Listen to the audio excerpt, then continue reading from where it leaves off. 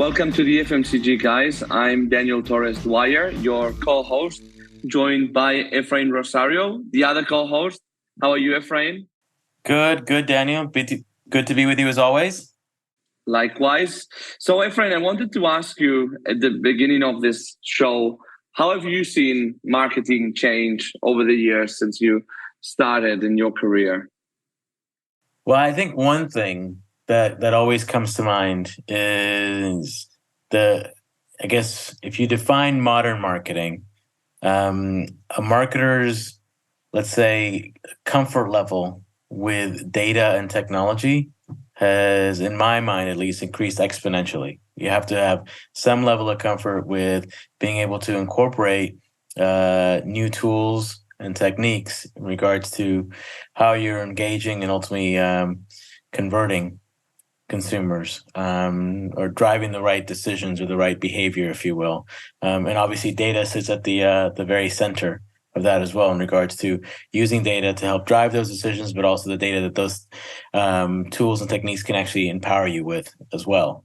Yeah, no, it does feel like a function which you need to really be recycling yourself and be getting ahead of the curve a lot, right? Maybe compared to other, well, I think all functions are changing, but I think marketing especially, we're seeing a lot of transformation in that area. For sure. I mean, I guess the other side of the coin of that question is thinking about what are the things that have actually stayed the same.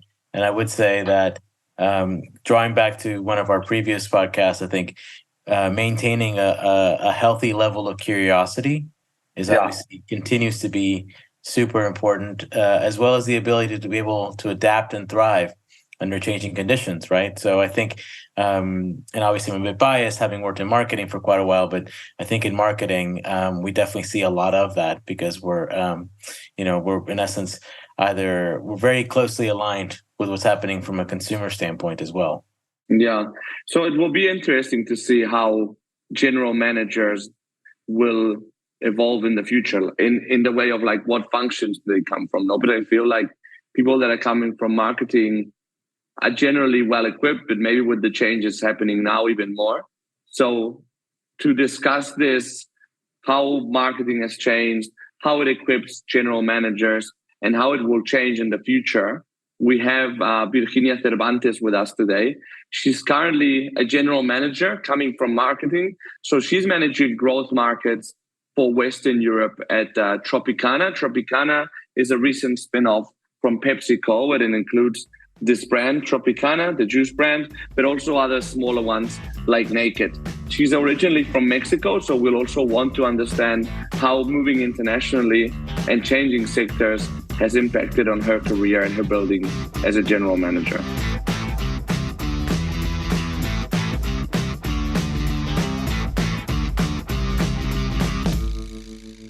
My name is Virginia Cervantes. I go by Vicky. And I am currently managing director for the growth markets under the Tropicana Brands group organization in Europe. This is a joint venture which took place between PepsiCo and PAI, a private equity firm. And I am leading what we call growth markets, which is all of Western Europe with the exception of France and the UK. So that's who I am and what I do. Vicky, it's nice to meet you. Hopefully it's okay if we call you Vicky. Please do. Excellent. Well, it's always interesting to meet with someone who is on the other side of the red and blue relationship in beverages. So it's great to connect. Would love to hear more about your background in terms of your prior stops along your career, and in essence what impact those have had in where you are now as a GM with Tropicana. Okay. Major impact, right? Every step along the way has led me to where I am today. I'll start with school. So I did a BA in international relations way back when. This is both in Mexico and in the US, because at one point I wanted to solve, the world peace and work for the United Nations. That didn't happen. I actually started working in an international trading company And that's when I decided that that's what I really wanted to do, international commerce and trade. So I did an MBA in Boston University, and I specialized in marketing. While I was doing that, I was recruited by Kraft Foods back then, before Mondelez existed. And I worked for them for about 10 years. I started as a trainee in one summer, and then I worked for them for about 10 years. And I grew, from junior brand manager all the way to business unit director. That was really my school, my marketing school. And then I moved industries. I moved to Avon Cosmetics. I did that role for about 4 years.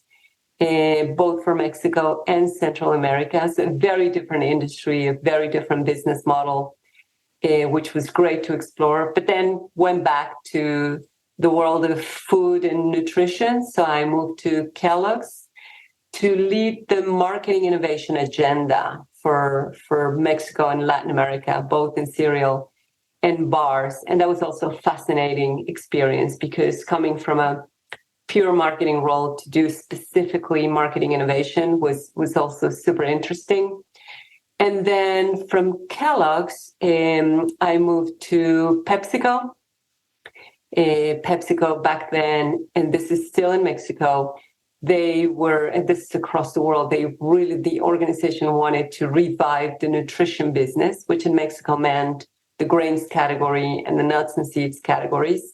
So I did that role for about 3 years as GM for their business unit. And then after 3 years, I was promoted to vice president. And that's how I came to Europe to manage the nutrition business for Western Europe. And I did that role for about 4 years as well. And part of the nutrition business in Europe includes the juice category. While I was working on that, the organization decided to spin off and sell a percentage of the juice business to a private equity firm. And that's when this new company, Tropicana Brands Group, was created. And I got another promotion, and I was offered to come and do the managing director role for what we call growth markets or rest of Europe. And that's what I've been doing for the past 11 months, working for Tropicana Brands Group. So is that a good summary of how we got here? I think it's interesting the fact that you've moved from local to regional, more execution, more strategic roles, and now in a P&L general manager role, which we'll get back to later in terms of like that cross-functional move. And obviously your experience is predominantly in the food and beverage space, but you did do a good 4 years at Avon, and on top of it, it was really when you consolidated your experience more at the director, team manager type of level, managing probably sensitive budgets as well. How did it impact your career to really move away from foods into beauty? And also, as we know, Avon has a very unique business model as well, because it's a model, if I'm not wrong, that sells through sales reps versus key accounts. So it's a completely different story. From as a leader, as a marketeer, how did it change you, or what impact did it have on you? I have to say it was fascinating, and if I could, I would really recommend this to, everyone who's listening. Just explore a different category, and it's not just a category; it's an industry with a different business model. It was really fascinating because, as a marketeer, you can see that the core principles across the marketing mix are the same, right? You do need to set up a growth strategy, where to play and how to win. That doesn't change. You do need to develop the branding of the company or the brands within that company. There's an innovation pipeline. You do need to manage the portfolio to optimize it. You do need to develop a communication brief regardless. And even things like net revenue management sit at the center of the role. So I would say the principles can apply, but at the same time, you do learn about a different dynamic who you might be targeting the same consumer, just at different needs, different day parts, but it's a different dynamic. And so learning about different go-to-market tactics or strategies, learning about different ways to really incentivize your sales force, which in this case are women, is very different. Avon is all about empowering women, right? They are the sales reps, but really the purpose of the organization is to provide that empowerment to women to become independent. And some of that was also easily translated into FMCG. So food and beverages, right? So in organizations where I've worked after Avon, like Kellogg's, then I was able to influence the inclusion and diversity agenda, for example, or I was able to team up both organizations where maybe Avon could distribute some of the products that we carried with Kellogg's. Okay. So you do see the differences, but at the same time, the marketing principles apply no matter what industry you go to, at least in my experience. Yeah, it's interesting, like you said, and it's the. I love your point to encouraging people to think about exploring these different categories and kind of, in essence, expanding their knowledge or their understanding of different business models, operating structures, but, being able to take what you have learned and being able to apply that, but just obviously in a different setting. And I also think it's fascinating to hear that you said that you've been able to make the connection. I don't know, for me, at least personally, it wasn't, like, I wouldn't think about that connection between, Avon and Kellogg's, and being able to make that connection through your own personal network is fascinating as well. It is. And I mean, it like I said, it just gives you a fresh perspective, and you learn that there are different ways to solve problems. So you do have, the opportunity to do synergies on the one hand, but really the learning that I took is, oh my gosh, there's definitely more than one way to go about the typical hurdles and challenges in the business, for sure.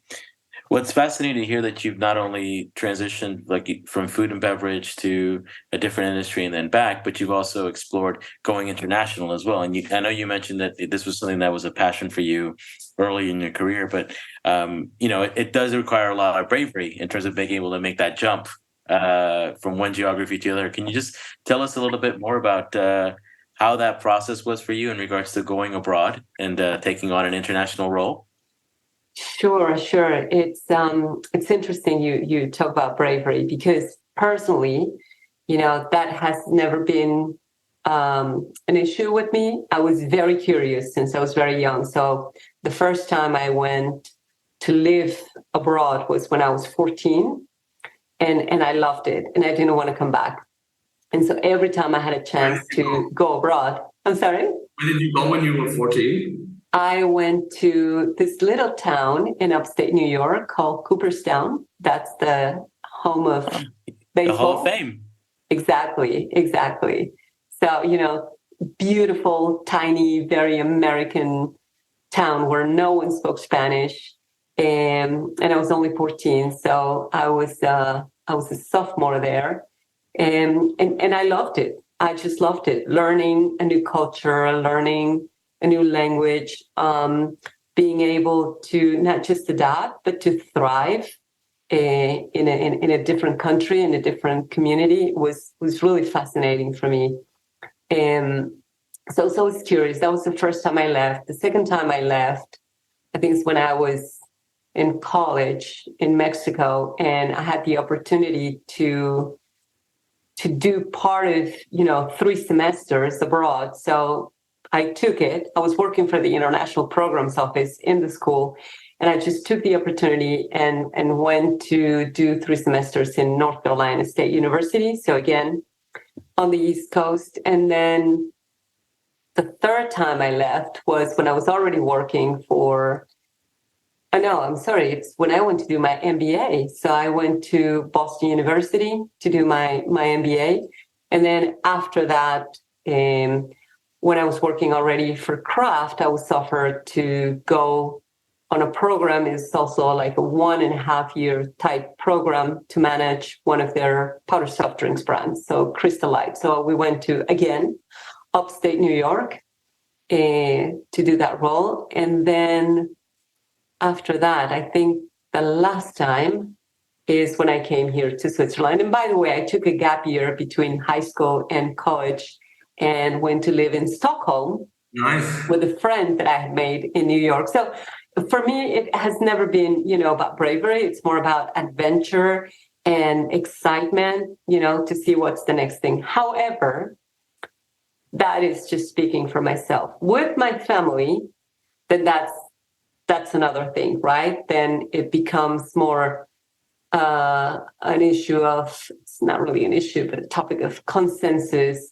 and having the right partner who's willing to, hold hands and, jump into the cliff and go through this adventure with you.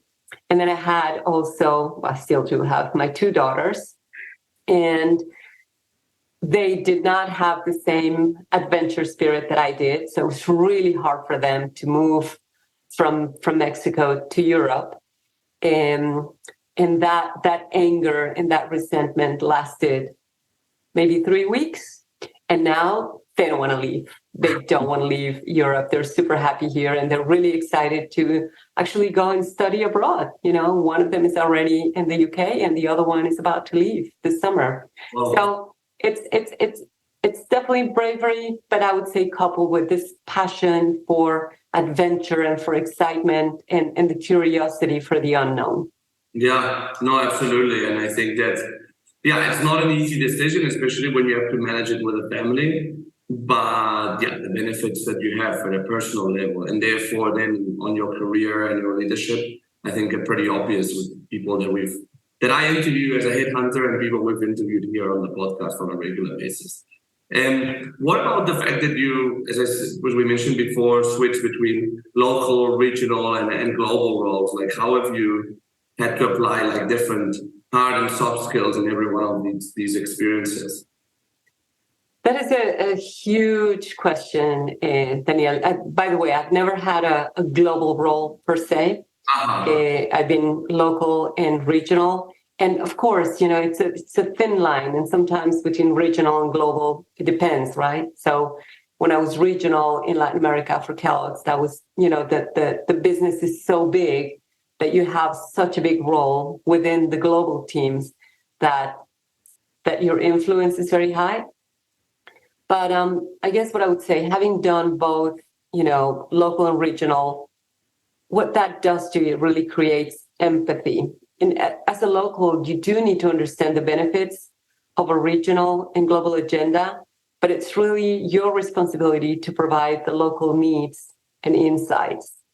You can get so much from these center teams or centralized teams, but it's usually, as a local, it becomes quite defensive if you haven't explored the other side. Mm. And regional is also very tough, right? Because you want to push the corporate agenda with the local teams. But in my experience, spending time in the markets with local consumers, with shoppers, and especially with the sales force is key. I think switching between both has given me the perspective, and I've been able to drive very strong agendas when we team up. But I think that is what happens, right? You do need to balance your understanding of what the regional or global agenda are after and really understand the value that they add. And on the other hand, in those roles, looking at the markets or the local teams, you do need to be very sensitive, a really good listener to understand the local insights. And once you are able to really collaborate, the barriers are down, then those teams become incredibly powerful. But it's a really, really tough balance between pushing the agenda and driving the people to come with you behind that agenda, that common vision. It's again, for me, it's fascinating to have played both roles. Yeah, I can empathize with you in regards to like what you said around having to make sure that you find the right balance in regards to the agendas of both sides of that equation in terms of local and regional, or and I think the same thing holds true for global as well. And I think it's really important, like you said, to make sure to remind yourself to listen as well, because and I think to your point earlier around being curious, I think obviously just always be in that learning mode in regards to what you can glean from those local insights in terms of informing and building your brain around the opportunity, I think is really, really important. I'm curious Vicky, to hear from you in regards to, through these experiences at these different companies, but also, like you said, moving from local to regional roles, what's been your, going back to learning, what's been your learning experience in regards to becoming a leader throughout your career, right? So I think obviously there's functional knowledge, but then there's also management and leadership that has to come as well. So talk us through a little bit in terms of what that journey has been for you in regards to growing into the leader that you are today. Yeah, I wish, in school, we were taught more about leadership. Because we don't, you look at the MBA programs and there's just a hint, but I would say people really sit at the center of any good leadership. And so I've sort of had to learn on the job, but I think I've been very fortunate to have mentors and coaches who have encouraged me to learn and to read about leadership. So very early in my career, I read two books that made a huge difference. One is What Got You Here Won't Get You There, and the other one was The Leadership Pipeline. Those two books were, I would say, transformative for me because they gave me a sense of humility to understand that what you have developed so far doesn't necessarily guarantee where you're going to go next, but you need to continue to learn. The other thing that I've learned along the way is, in that same direction, is that there's no way you can know everything. So I've learned to surround myself with very competent teams. And two, I've also learned to have what we call reverse mentorship. Mm-hmm. And a great example, from a couple of years ago was, during the pandemic and, everything went digital and, social networks just boomed, that I had to have someone from a different generation come and teach me how that was working and how they were, approaching it. So, people for me deserve close coaching and guidance. Like I said, I've been very fortunate to have had that, and I try to pass that on to my people. I think that gaining the loyalty and the passion of someone wanting to come and work for you has to be based on how close you are to them, how much you listen to them, how much empowerment you give them, and how much you help them thrive. And to understand, it sounds easier said than done, that their success is actually part of your own success. So I mean, that is what my learning has been. I to understand that I'm here to serve, to coach, and to mentor, but also not to forget that I need to do that for myself as well. So it's another balance, right? You work for your people, but you also need to work for yourself, for your own branding. And so I try to network a lot. I try to have my elevator pitch updated as often as possible. I try to lean in, into other functions or projects or roles, not just myself, but also push my team to lean in to gain exposure. And having, like I said, a mentor and a sponsor and a coach in my career has been crucial so that I can be a better leader for my own team. Yeah. That I would say has sort of been my journey. if I had to add just one more thing, and this is especially coming from Mexico, a very different culture. I've also become a champion for the women agenda. So career development for women has been front and center. And it doesn't mean that, my teams need to be 90% women or not. It doesn't have to do with that. But women who are struggling to break that glass ceiling and who need help and advice, I'm always a champion for them. Good on you, because I think it's something also that needs to be. So, as a headhunter, I do help companies attract more diverse talent, but ultimately I think it needs to be a thing of groundwork, right? And really encourage that empowerment from like the first day that a woman goes into a company, right? And do say that this is a company or this is an environment where you can develop, but still have a life as well, and you can balance it with your partner as well, which I think in a lot of cultures is not encouraged that much yet. True. That is absolutely true. I've been very fortunate, but yes. And it's interesting because I've also had to work with men to help us drive, the agenda of inclusion and diversity. Men are, they're it's not a women agenda. It's an organization agenda that needs to be developed together so that we can move it forward. Yeah. Yeah, no, but I think that I thought it was very interesting, the fact that you said about being humble, no? And you said about reverse mentoring and really reading our leadership books early on. That humbleness, I think, is really helpful in the future as well. You were talking as well about, along the lines of reverse mentoring, about listening to what younger people have to say. And as a marketer, I know that now you're a P&L role, but from your origins and a lot of work that you've been doing as marketing, we've seen a lot of changes happening, buzzwords or not buzzwords, like retail media, obviously the internet, which is a given already, the emergence of data and how to interpret that. How have you personally adapted to all the technological changes that we've seen in the last few years as in the marketing space? Yeah, I would say that has probably been one of the biggest challenges for me, just at the speed at which things are happening, it's really hard to keep up. And what has worked for me is to always maintain the spirit of consumer centricity. As long as you stay very close to what consumers are doing, saying, to listen to their voices, the demonstrations, etc. As long as you continue to be consumer centric, you can start to understand where the trends are going and how things are moving.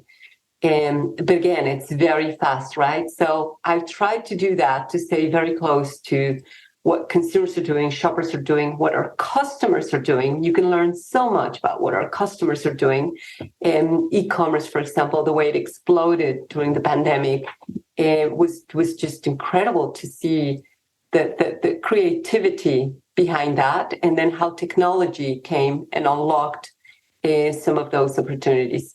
So that, I would say, is on the one hand. And on the other hand, it's pretty much what I was saying, right? So you bring people who have the ability and the capability, and so you buy some of those capabilities to understand, how to digest big data, how to do personalization at scale when you're doing below the line marketing program. And I would say functional learning is also very important. So I'm thinking here as a marketeer, but I think some of the key things that have been enlightening for me was, to look at my peer and say, in supply chain, what are you guys doing? What technologies are you looking at? What's the automation agenda look like? Or look at my finance counterparts, and how are you guys looking at the business now? What are the different metrics that we need to look at? So I think both, your teams, the consumer, the shopper, the customer, but also the functions in parallel with you, what are they doing so that we can feed each other and understand these changes and how to, I don't want to say to stay ahead, because now it's really hard to stay ahead, but really to be able to preempt some of the things that the consumer is already expecting. Mm.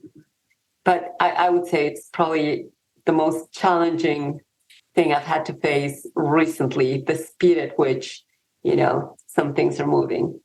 And the Gen Z, for example, right? Just how fast their attention moves from one topic to the next. TikTok, I think, is a great example, and I see it with my daughters, and I just can't keep up.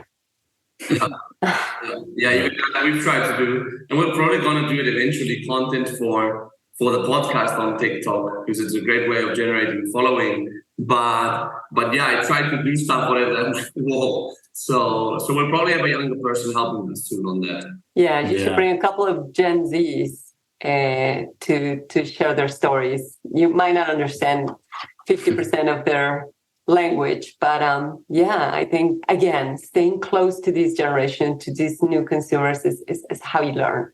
Yeah. So I'm curious to kind of build on what you just shared with us in regards to the ways to continue to build your marketing knowledge and expertise. And I'm curious as to how that foundational marketing background has served you now in terms of becoming a GM and having P&L responsibility. I mean, I'm biased, right? Because I'm a marketeer, but I think, and in my experience, some of the most successful GMs that I've known have been marketeers. The marketing mix, as a used term as it is core to any business. So I think, again, having that consumer at the center mindset is what makes a good general manager. And in my experience, I think, how can I say this in a way that doesn't sound horrible? But I think we were talking about this in the beginning, but how you approach a challenge, how you approach a business problem starts with the same principles that a marketeer has. Where to play and how to win. For me, that's, the formula. And that is something that a marketeer has to do, but also a general manager has to do. And you develop this strategy with cross-functional expertise, with end-to-end, view, with insights. So I would say being a really good marketeer makes you a really good general manager. It's a thin line. When people ask me, well, when did you start owning your P&L? I would say since day one, since I was a junior brand manager. I had one brand. Yeah, it was a small brand, but it was my P&L. I was responsible for the top line, but I was also responsible for the bottom line. And the more my responsibility grew, the more my P&L responsibility grew. The difference now, from the marketeer to now a managing director type role is that, well, definitely the size, but it's also, more of an end-to-end type approach. So all the way from, the sourcing down to the shelf and even post-shelf, right? The experience with the consumer. That has got to sit with general manager as well. Yeah. It's a marketing role, but it's also a general manager. So it's really hard for me to say one is different from the other. I think the magnitude, probably part of it, and the fact that you have, the key functions directly reporting to you. But even as a marketeer, I've always had cross-functional teams, and they've reported to me on a dotted line. But in reality, it's almost a direct line because they spend 90% of the time with you and your business. So I think it's a great prep to become a managing director, to being a marketeer. Mm-hmm.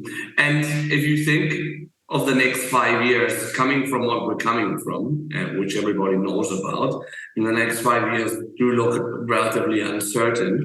What do you think will make a great GM for the next 5 years? Like, what do you think are the basic things that GMs will need to have in the toolbox to do good in the next 5 years? So I know it's going to sound repetitive, but do not lose sight of your consumer.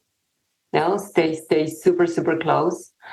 I think AI, so artificial intelligence is going to be transformational for some organizations. And if a general manager wants to really be ahead, I think that's a capability that they either need to develop or bring in. I think the other, which is probably more on the softer side, purpose is something that we talk about, but sometimes we oversee. But I think a brilliant general manager would have to have purpose at the center, something that really drives people wanting to come and to follow this leader and to be inspirational and to drive the organization into that vision. And I think lately, because of inflation and how challenging the P&Ls are becoming, the focus tends to be on, pricing and cost management. And it's very easy to forget that people remain at the center. So you do need to remain an inspirational leader. This is probably the time when you need to pay more attention to your teams, and not just your direct reports, but the rest of your teams, to make sure that they're all behind one common vision and that they are also empowered to go and do what they know how to do. Because if you've, brought really talented people into your organization, you do need to give them the freedom and the autonomy to drive the organization. So I think that now more than ever, it's very tempting to just focus on driving top-line growth and cost management, but we cannot forget that people are and will continue to be at the center, not just internally, but externally.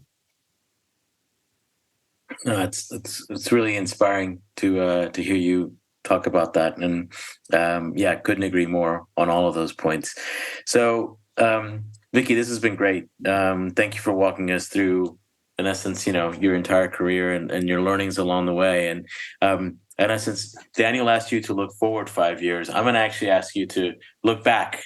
And This is a question that we ask all of our guests, which is, for all the leaders who've joined us on the podcast, we ask, what is the one piece of advice that you would give yourself at the beginning of your career? If you could go back in time and talk to Vicky as she was coming out of university, what's the one piece of advice you would give her as she was starting her career? Oh my gosh, it's hard to talk about one. Can I talk about three? Sure. So I think the third one is the most important, but I would say, number one, develop and nurture your network since day one. And it's both. It's develop and nurture your network. The second one is lean in and learn. Just continue to lean in. It's this principle. This lady Sandberg says it really well, but it's a jungle gym. It's not a ladder. It's a jungle gym. So go and explore other functions, other roles. But I think the third one, which for me is the most important, is not to forget that it's just a job. Your well-being and that of your family need to come first. It is just a job. You can be super passionate about what you do and an inspiring leader and drive amazing results. And that's great, but it's just a job. You have yourself to take care of and your family to take care of. Nothing is worth the trade-off. That's what I would say to me.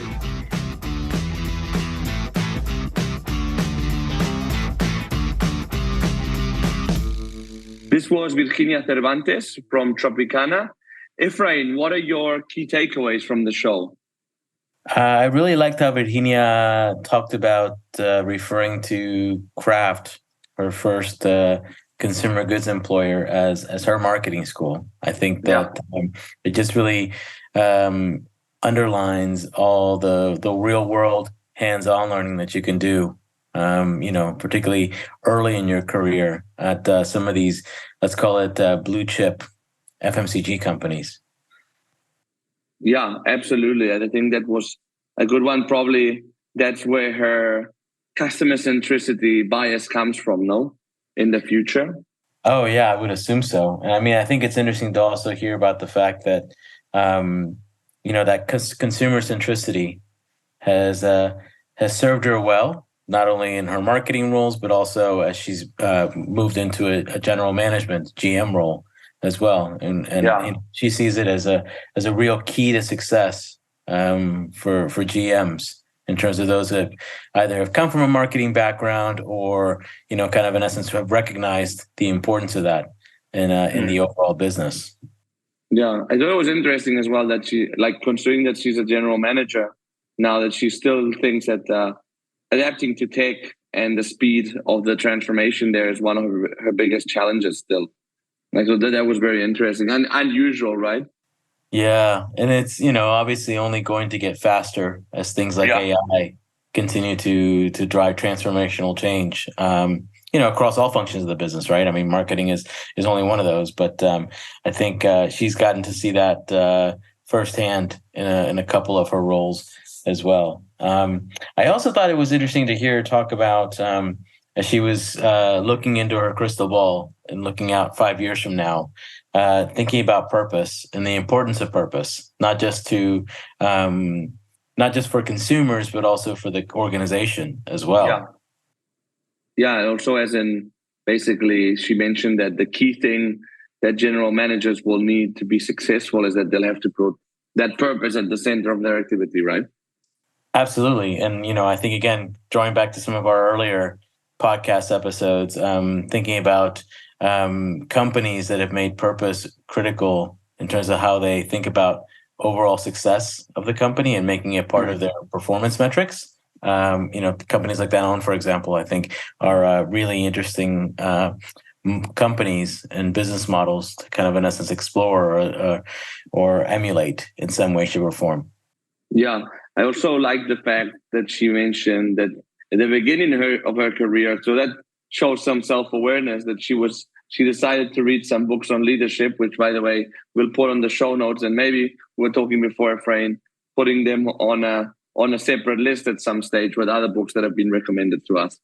No, absolutely. I mean, I know that I've added a lot of the books that our guests have recommended to my own reading list. So and thankfully I've been able to have read a couple of them as well. But the two that she mentioned, like I said, we'll put those in the episode notes. But something definitely worth checking out and thinking about how you can kind of do some self-guided learning through those kinds of books.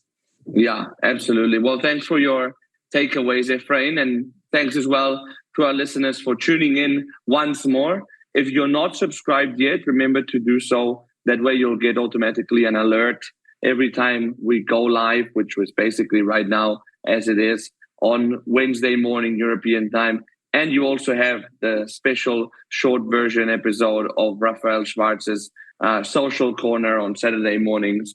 And remember to subscribe so you get it when it's published. And also it would be great if you can follow us on LinkedIn, because that's a great tool for us to spread the word and basically give us more visibility. A shout out finally also to the CPG guys in the US who generate similar content to us, but for the US public with US executive. We'll see you in the next episode of the FMCG guys. Bye.